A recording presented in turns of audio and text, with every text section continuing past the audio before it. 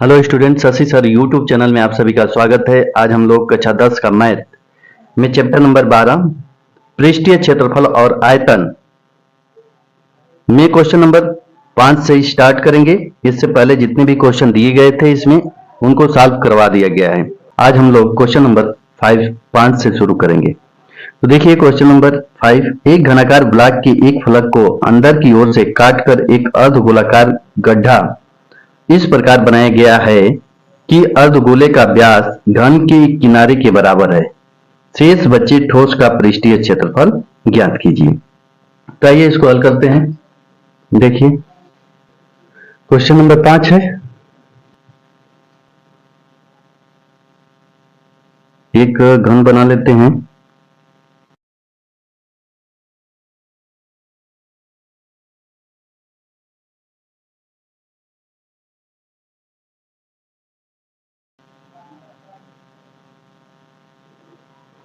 अब इसमें एक गोलाकार गड्ढा बनाया गया है। देखिए इस तरह से एक गोलाकार गड्ढा बना दिया गया है और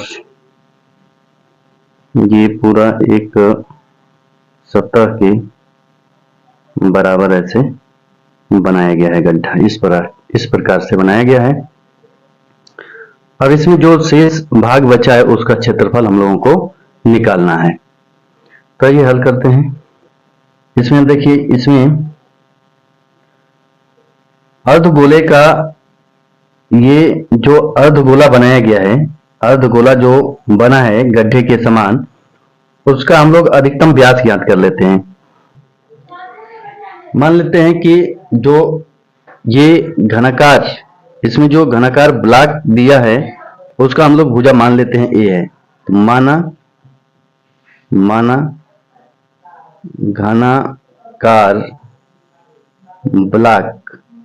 घनाकार ब्लॉक की भुजा बराबर ए है। तो भुजा ए है तो हम लोग जानते हैं कि घन की प्रत्येक भुजा बराबर होती है। तो ये हो गया ए इसको मान लिए, तो ये भी कितना होगा, ए ही होगा। यानी लंबाई चौड़ाई ऊंचाई सभी बराबर होते हैं घन में। तो इसमें बात कर लें तो इसमें अर्धगोले का अधिकतम व्यास कितना होगा। तो देखिए ये भुजा ए है तो यहां से यहां तक कितना होगा, ए ही होगा। तो यहां पर लिखेंगे कि अर्धगोले का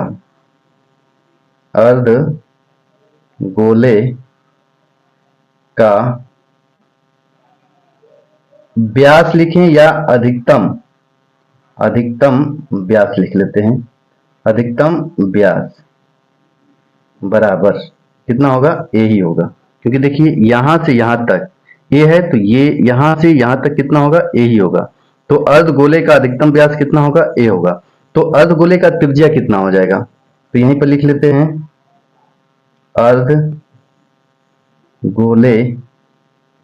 अर्धगोले का त्रिज्या कितना होगा, तो a बट्टे में 2, यानी व्यास का आधा होता है त्रिज्या।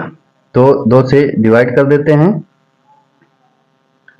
अब इसमें बात कर लेते हैं पूरे शेष जो ठोस बचा है, शेष बचे ठोस का पृष्ठीय क्षेत्रफल की बात कर लेते हैं। तो यहां पर लिखेंगे शेष बचे ठोस का पृष्ठीय क्षेत्रफल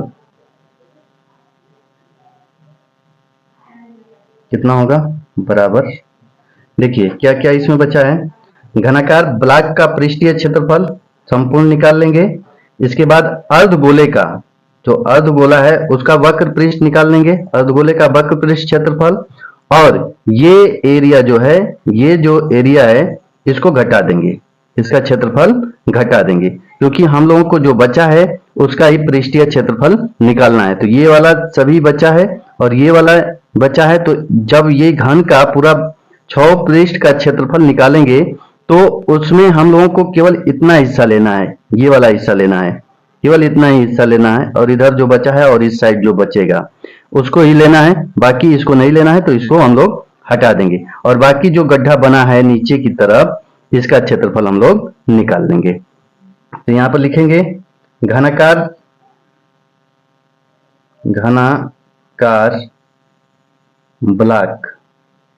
घनाकार ब्लॉक का पृष्ठीय क्षेत्रफल प्लस अर्धगोले का पृष्ठीय क्षेत्रफल, अर्धगोले का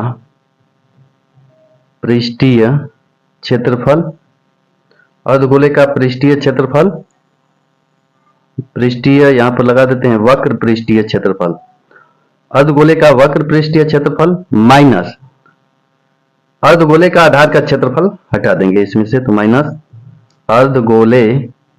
अर्धगोले का आधार का क्षेत्रफल माइनस कर देंगे। तो अब सूत्र लिखते हैं, देखिए घनाकार ब्लॉक का पृष्ठीय क्षेत्रफल कितना होता है, तो 6a², 6 भुजा स्क्वायर होता है, प्लस अर्धगोले का वक्र पृष्ठीय क्षेत्रफल कितना होता है, तो अर्धगोले का पृष्ठीय क्षेत्रफल 2πr² होता है, माइनस आधार का क्षेत्रफल कितना होता है, तो πr² होता है। अब इसको हल करेंगे तो ये हो जाएगा 6a² प्लस 2πr² में से πr² जब माइनस करेंगे तो ये होगा πr²। अब यहाँ पर मान रख देते हैं, मान रखेंगे r का मान कितना है, a/2 है, a/2 है, तो यहाँ पर a² प्लस पाई और r का मान रख देंगे a/2 का स्क्वायर हो जाएगा। अब इसको सिंप्लीफाई करेंगे तो देखिए 6a² प्लस पाई a²/4 हो जाएगा। a² कॉमन ले लेते हैं, a² जब कॉमन लेंगे तो यहाँ पर बचेगा 6 प्लस π/4, a² कोष्टक में 6 प्लस π/4, यही हम लोगों का आंसर होगा।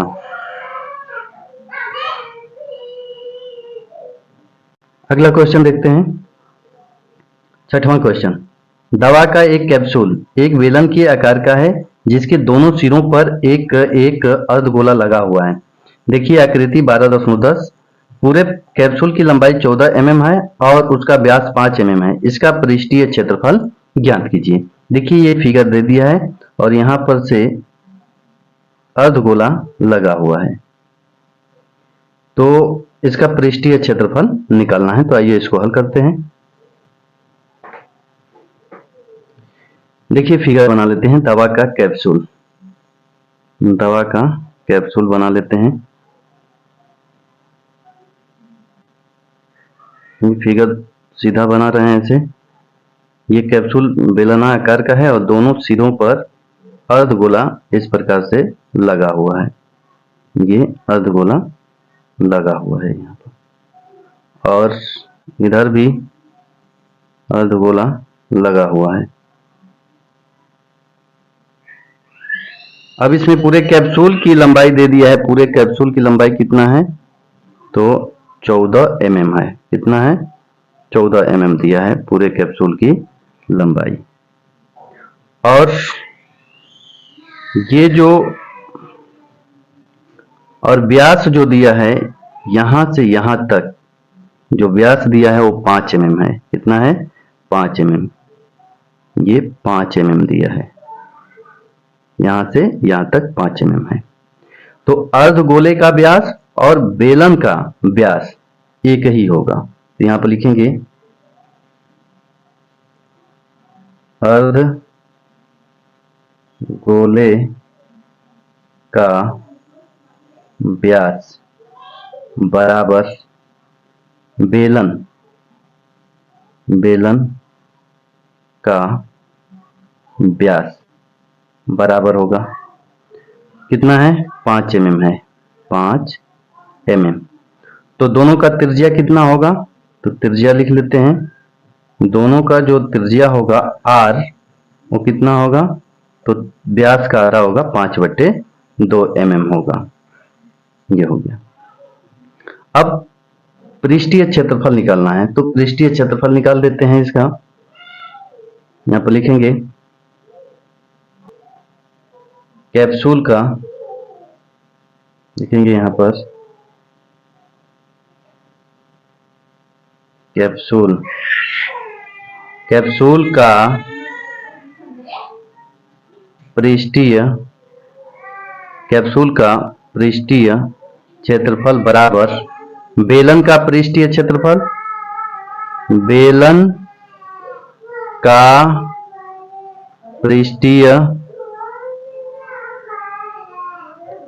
का यहां पर लिख लेते हैं वक्र पृष्ठीय क्षेत्रफल, क्योंकि वक्र पृष्ठीय क्षेत्रफल निकालना है। तो बेलन का वक्र पृष्ठीय क्षेत्रफल और प्लस दोनों अर्ध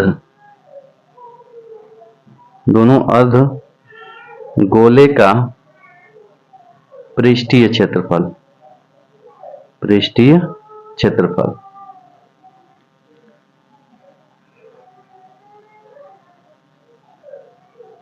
दोनों अर्धगोलों का पृष्ठीय क्षेत्रफल। अब यहां पर सूत्र लिखते हैं, बेलन का वक्र पृष्ठीय क्षेत्रफल होता है 2πr/h प्लस दोनों अर्धगोलों का क्षेत्रफल। तो अर्धगोलों का क्षेत्रफल निकालें तो 2π, इसका निकालें 2πr² और प्लस फिर ऊपर वाले का 2πr²। ये हो गया। अब इसको हल करते हैं तो ये होगा 2πrh प्लस इसको ऐड करेंगे तो ये होगा 4πr²। अब इसमें से 2πr कॉमन ले लेते हैं, तो यहां पर बचेगा h प्लस यहां पर बचेगा 2π कॉमन हो गया है, एक r बाहर हो गया है तो r बचेगा। ये कॉमन ले लिए हैं, थोड़ा सिंप्लीफाई करने में थोड़ा आसानी होगा।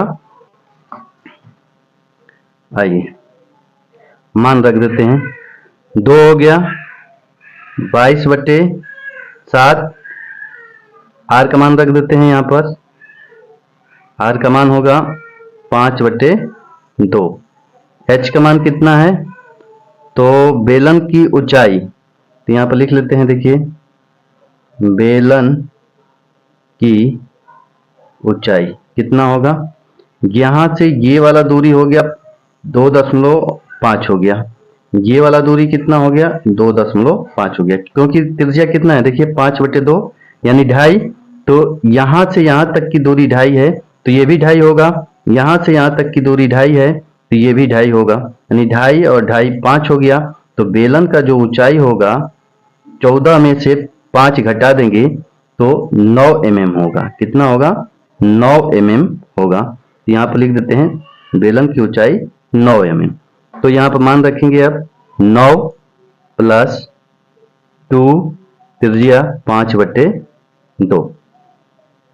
अब यहाँ से ये 2 से 2 कैंसिल हो गया, इसमें इसका गुणा करेंगे तो 110 होगा बटे में 7, और ये 2 से 2 कैंसिल हो जाएगा और ये हो जाएगा 9 और 5 14 हो जाएगा।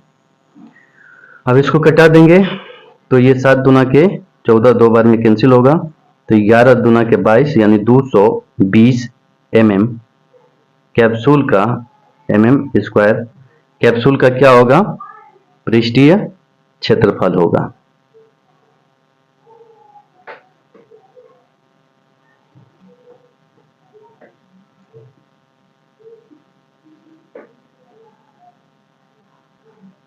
अगला क्वेश्चन देखते हैं, कोई तंबू एक बेलन के आकार का है जिस पर एक शंकु अध्यारोपित है। यदि बेलनाकार भाग की ऊंचाई और व्यास क्रमशः 2.1 और 4 मीटर है तथा शंकु की तिर्यक ऊंचाई 2.8 मीटर है, तो इस तंबू को बनाने में प्रयुक्त कैनवास का क्षेत्रफल ज्ञात कीजिए, साथ ही 500 प्रति मीटर स्क्वायर की दर से इसमें प्रयुक्त कैनवास की लागत ज्ञात कीजिए।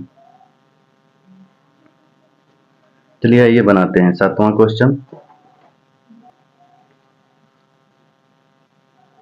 7 नंबर क्वेश्चन है, देखिए एक फिगर बना लेते हैं।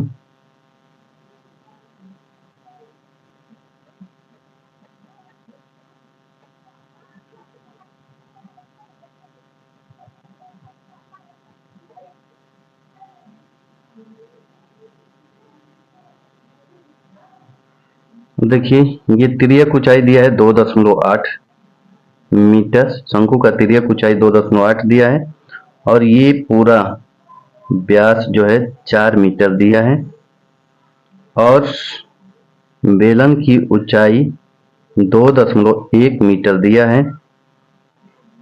तो यहां से बात कर लें तो ये शंकु का ऊंचाई हो गया, शंकु का ऊंचाई, और यहां से यहां जो दूरी होगा ये पूरा यहां से यहां तक 4 मीटर है। तो ये व्यास त्रिज्या कितना होगा? 2 मीटर होगा। त्रिज्या कितना होगा? 2 मीटर होगा।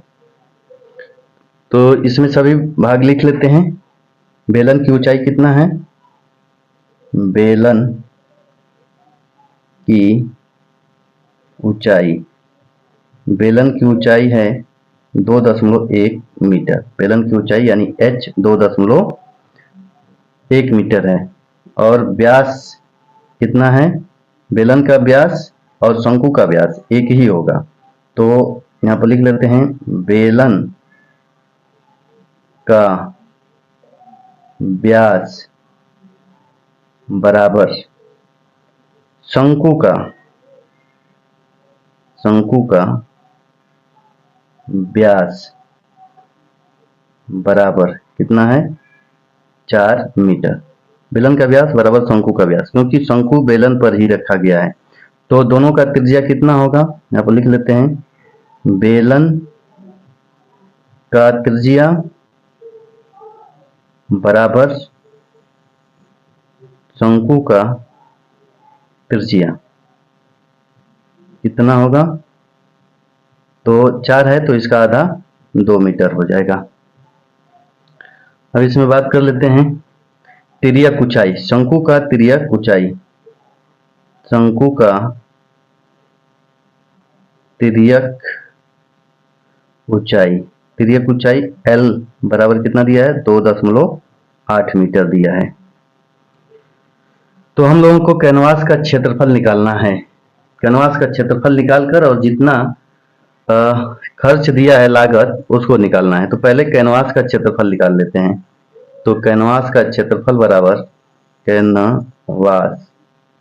कैनवास का क्षेत्रफल बराबर शंकु का पृष्ठीय क्षेत्रफल। तो यहाँ पर लिखेंगे शंकु का वक्र पृष्ठीय क्षेत्रफल, वक्र पृष्ठीय क्षेत्रफल, शंकु का वक्र पृष्ठीय क्षेत्रफल प्लस आयत का बेलन का पृष्ठीय क्षेत्रफल प्लस बेलन का वक्र पृष्ठीय क्षेत्रफल, वक्र पृष्ठीय क्षेत्रफल।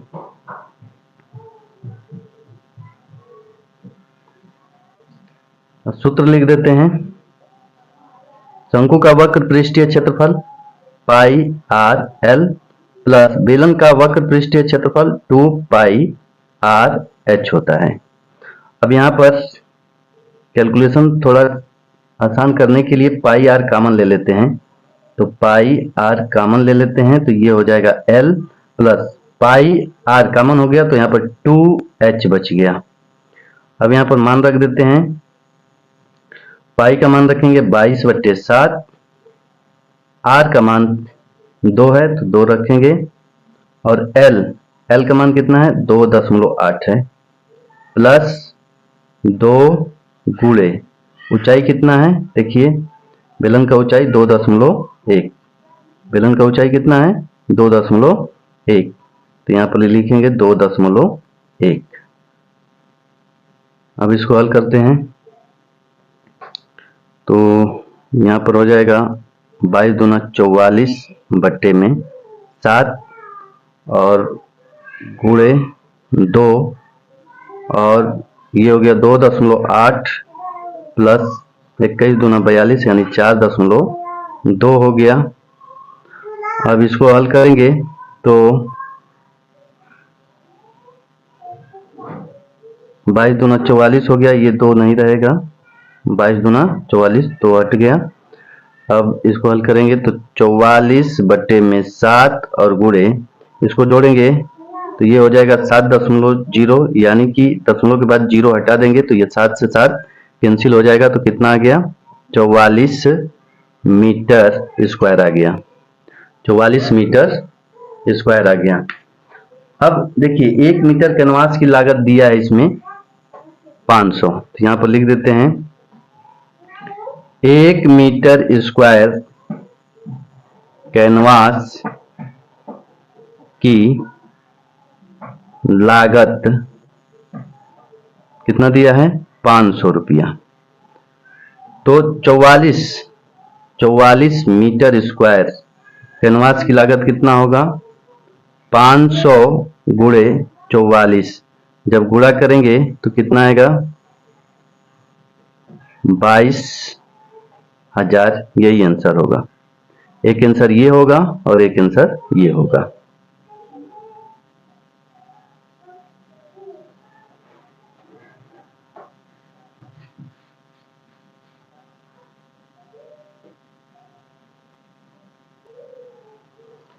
आठवां क्वेश्चन देखते हैं।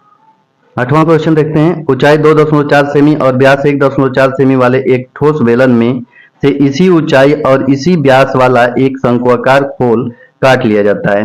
शेष बचे ठोस का निकटतम वर्ग सेंटीमीटर तक पृष्ठीय क्षेत्रफल ज्ञात कीजिए। तो ये इसको हल करते हैं।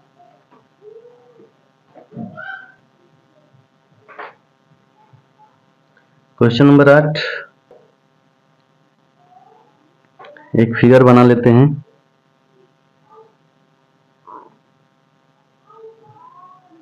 एक ये बेलन हो गया,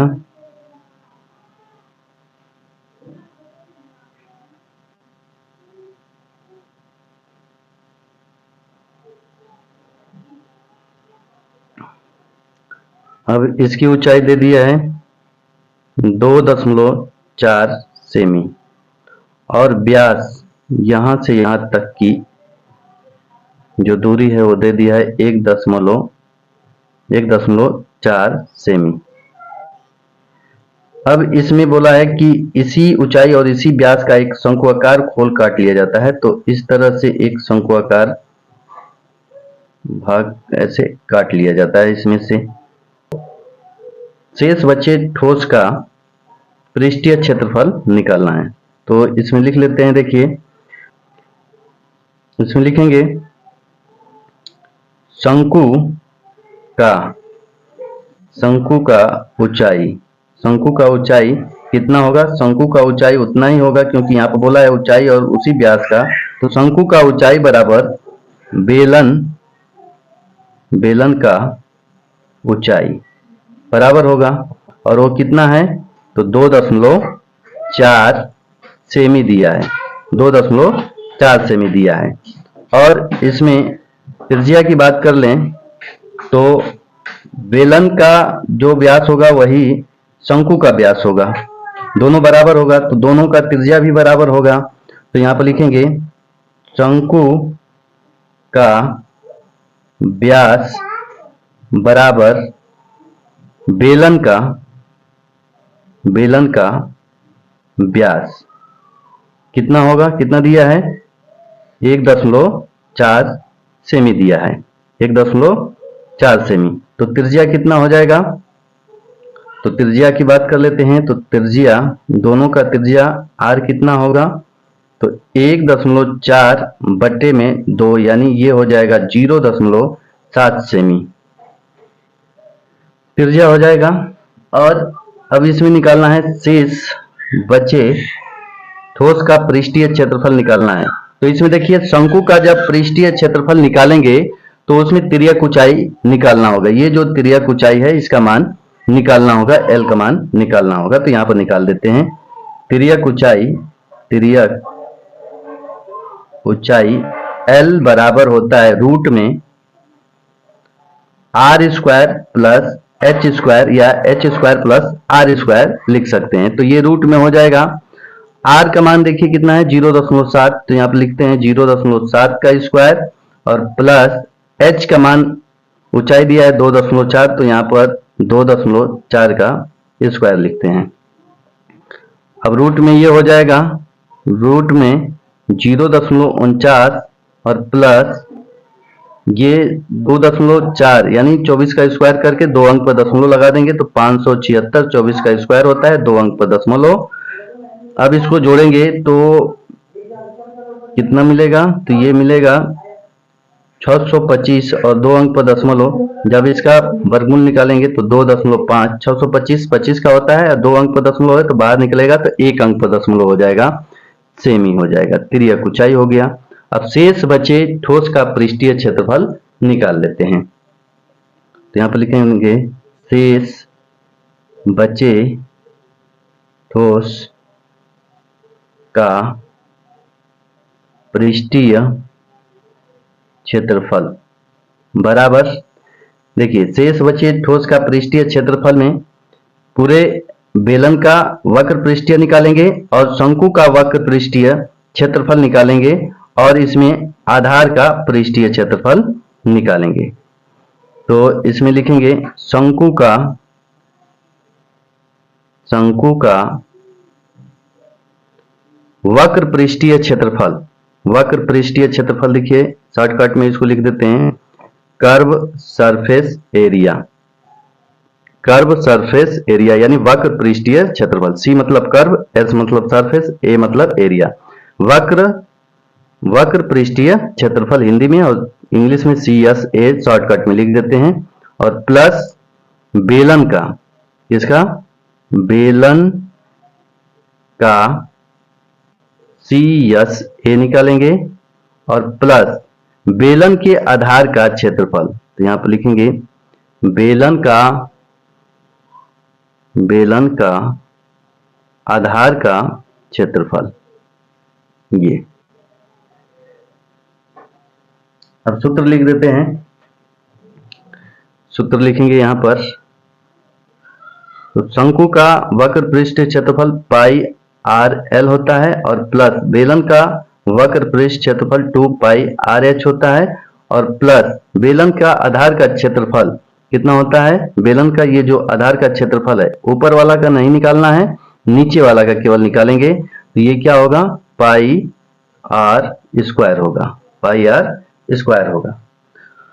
अब इसमें देखिए थोड़ा कैलकुलेशन सरल करने के लिए पाई आर सब में है तो पाई आर कॉमन ले लेते हैं, पाई आर कॉमन ले लेते हैं। तो यहाँ पर बचेगा एल और यहाँ पर बच जाएगा पाई आर बाहर हो गया तो 2h बचेगा और प्लस पाई आर बाहर हो गया तो यहाँ पर क्या बचेगा, केवल आर बचेगा। पाई आर बाहर तो एक आर यहाँ पर रह जाएगा क्योंकि यहाँ पर स्क्वायर है। अब इसमें मान रख देते हैं। मान रखेंगे तो पाई का मान 22/7, आर कितना है, तो आर देखिए 0.7 है, कितना है 0.7, तो यहाँ पर लिखेंगे आर का मान 0.7 और तिर्यक ऊंचाई कितना है, तो तिर्यक ऊंचाई अभी निकाले हैं 2.5, तो 2.5 हो गया प्लस 2 और ऊंचाई कितना है, तो ऊंचाई 2.4 है, बेलन का ऊंचाई 2.4 और प्लस आर का मान 0.7। अब इसको हल करेंगे तो देखिए ये 7 से 7 कैंसिल हो जाएगा और यहाँ पर 7 से 7 कैंसिल कराते हैं, 0.1 हो गया, 0.1 का इसमें गुणा करेंगे तो 2.2 हो जाएगा और गुणे यहाँ पर देखिए 2.5 और प्लस 24 दूना 48, 4.8 होगा प्लस 0.7 हो जाएगा। अब इसको हल करेंगे तो 2.2 गुणे इसको जोड़ेंगे तो जोड़ लेते हैं 2.5, 4.8, 0.7, ये हो जाएगा 8 7 15, 8 7 15 20, 2 4 2 6 7 8, ये जोड़ेंगे तो 8.8 0 होगा। अब इसका गुणा करेंगे तो 8 दूना के 16 को 6 हासिल 1, 8 दूना के 16 1 17 और 0 है तो 0 लगा देते हैं और 2 अंक पर दशमलव लगा देते हैं।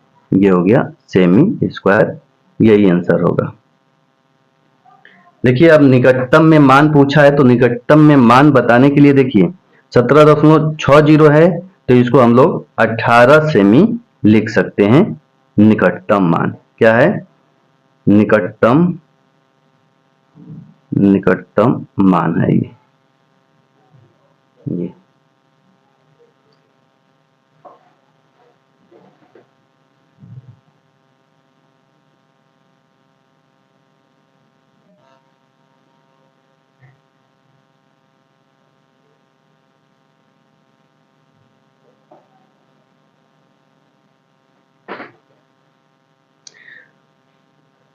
आइए एक क्वेश्चन और है उसको भी बना लेते हैं।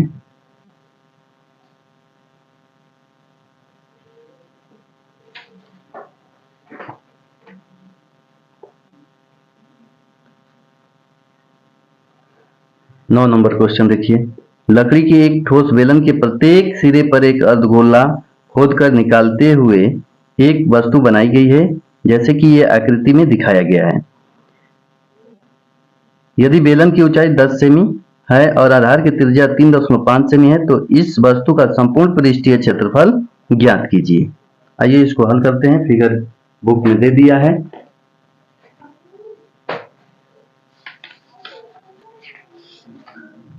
देखिए ये बुक में फिगर दिया है, इसी के बेस पर हम लोग सवाल को बनाते हैं।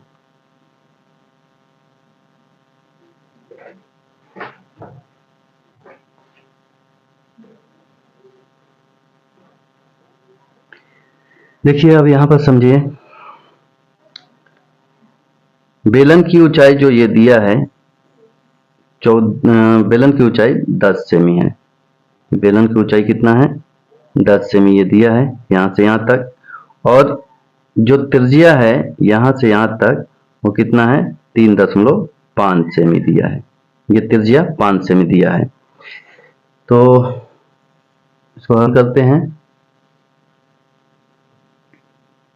9 नंबर सवाल,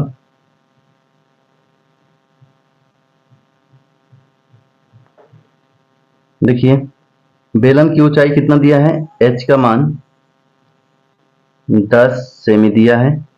त्रिज्या r का मान कितना दिया है? दोनों के लिए r का मान सेम होगा क्योंकि इसी जो बेलन बना है उसी का अर्धगोले का भी अर्धगोले का जो 3.5 सेमी, दोनों का त्रिज्या एक ही होगा क्योंकि अर्धगोला जो बना हुआ है वो बेलन के आधार पर ही बना हुआ है। देख लीजिए बेलन के आधार पर ही बना हुआ है, इसलिए दोनों का त्रिज्या एक ही होगा। अब इसमें वस्तु का संपूर्ण पृष्ठीय निकालना है, संपूर्ण पृष्ठीय क्षेत्रफल। तो यहां पर लिखेंगे वस्तु का संपूर्ण पृष्ठीय क्षेत्रफल, संपूर्ण पृष्ठीय क्षेत्रफल बराबर लिखते हैं, बराबर बेलन का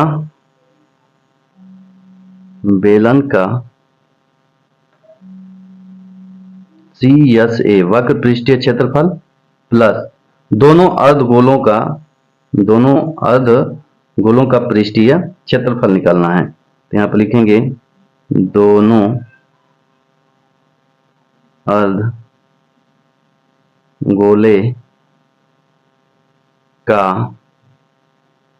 CSA, दोनों अर्धगोले का CSA यानी वक्र पृष्ठीय क्षेत्रफल। सूत्र लिखते हैं बेलन का 2 पाई RH प्लस दोनों अर्धगोले का वक्र पृष्ठीय क्षेत्रफल, तो इसका लिखेंगे तो 2 पाई r² होगा और प्लस ऊपर वाला जो दिया है इसका क्षेत्रफल लिखें तो इसका भी 2 पाई r² ही होगा। अब इसको थोड़ा सिंप्लीफाई करते हैं। देखिए तो 2 पाई r एच प्लस ये हो जाएगा 4 पाई आर स्क्वायर। 2 पाई आर इसमें से कॉमन ले लेते हैं, 2 पाई आर कॉमन लेंगे तो यहां पर बचेगा एच प्लस यहां पर बचेगा 2, क्योंकि 2 कॉमन लिए हैं तो 2 दूना के 4, 2 बचेगा, और पाई कॉमन ले लिए हैं और एक आर कॉमन ले लिए हैं तो यहां पर आर बचेगा। अब इसको हल करते हैं तो 2 हो गया और पाई का मान 22/7 रख देते हैं, 22/7। आर का मान दिया है 3.5 और एच का मान दिया है 10 और प्लस 2 आर का मान दिया है 3.5। इसको हल करेंगे तो ये कटा देते हैं, 0.5 हो जाएगा, 5 दूना के 10 यानी कि ये हो गया 22। गुणा करेंगे ये 5 दूना के 10, 0.1 होगा, एक का गुणा करेंगे 22 में तो 22 होगा, और गुणे ये हो जाएगा आपका 35 दूना के 70, 70 यानी 7.0 हो जाएगा, और 10 जोड़ेंगे तो ये हो जाएगा 17। जब इसको हल करेंगे तो 17 दूना के 34, 3 हो गया, 17 दूना के 34, 34 और 3 37 होगा, 300 वर्ग सेमी स्क्वायर, ये आंसर होगा।